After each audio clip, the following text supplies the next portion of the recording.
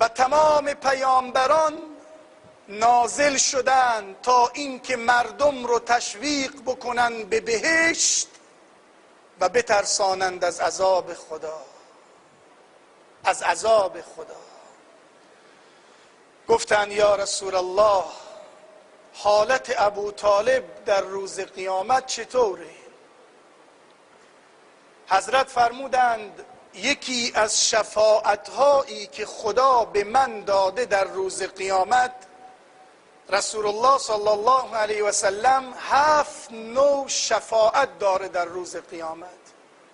یکی از شفاعت‌ها خداوند راضی شده که شفاعت عمویم بکنم، چون مسلمان نشد و او را از قهر جهنم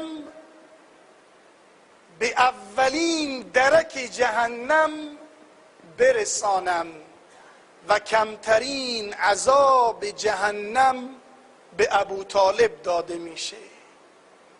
کمترین عذاب جهنم به ابو طالب داده میشه.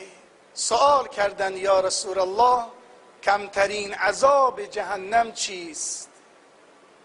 حضرت فرمود کمترین عذاب جهنم این است که تکه‌ای از آتش را زیر پای انسان قرار میدهند و مغز سر این انسان به جوش میاد.